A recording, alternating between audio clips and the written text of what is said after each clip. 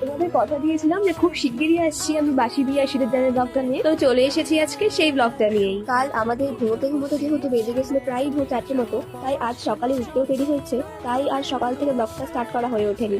তো যাই হোক, ঘড়িতে এখন বাজে প্রায় 12টা মতো। দিদিরা এখন বসে গেছে বাসি বিয়েতে।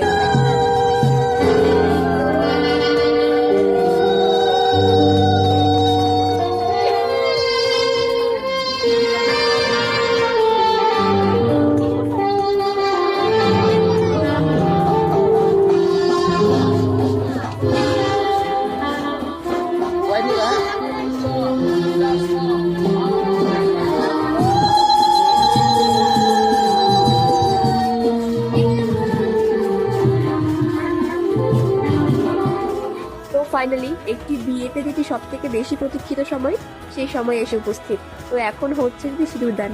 আশি বিয়ে আর সিঁদুরদান পর্ব যেহেতু কমপ্লিট, তো এবার দিদিদেরকে প্যান্ডেল থেকে নিয়ে যাওয়া হচ্ছে বাড়ির দিকে। বিয়ে পর্ব মেটার পর যেহেতু আর তেমন ভাবে কোনো অ্যাক্টিভিটি ছিল না, তাই আমরা বাড়িতে বসে বসে একটু বোরই হচ্ছিলাম বলা যায়। তো তাই আমরা এই কজন মিলে ভাবলাম বাড়িতে বসে তাহলে আর বোর না হয়ে প্যান্ডেলে গিয়ে একটু আড্ডা মারা যাক। তো যেমন ভাবা তেমন কাজ। যাই হোক, এরপরে আর ব্লগ করা হয়ে ওঠেনি। তো বিকালবেলার দিকে গেছিলাম আমার ভাই বোনেরা মিলে একটু ঘাটের দিকে, যেহেতু মাসির বাড়ির থেকে ঘাটটা ভীষণ কাছে, তাই মনে হলো যে যাই, বসে থেকে বোর হয়ে কি করবো, একটু ঘাটেই ঘুরে আসি সবাই মিলে। যদিও বেশি ঘোরাঘুরি করা হয়নি, কারণ এরপরেই বাড়ি থেকে ফোনের পর ফোন আসছিল, কারণ দিদির বিদায় পর্ব শুরু হবে, তাই জন্য আর আমাদেরকে যেতে হতো দিদির সাথে, তাই আর কি। তো বিদায় পর্বের কোনো ফুটেজ তোলা হয়ে ওঠেনি, কারণ এটাই হয়তো স্বাভাবিক, তোমরাও হয়তো একমত হবে যে একটা মেয়ের বিদায়ের সময় একটা বাড়ির পরিস্থিতি যেমন থাকে, তো সেখানে একটা হিউম্যান বিং এর পক্ষে কখনোই ভিডিও করা সম্ভব নয়। তো যাই হোক, এখানে এখন হচ্ছে দিদির বধূবরণ পর্ব। দিদির শাশুড়ি মা দিদিকে এখন বরণ করছে।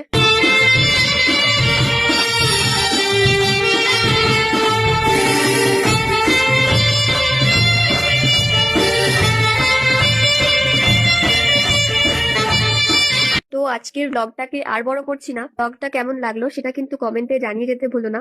তোমাদের প্রতিটা কমেন্ট আমাকে ভীষণ ভীষণ ভাবে চার্জ আপ করে আরো বেশি বেশি করে ব্লগ বানানোর জন্য। তো আজকের ব্লগটা শেষ করলাম এখানে, খুব তাড়াতাড়ি ফিরে আসছি রিসেপশনের ব্লগটা নিয়ে।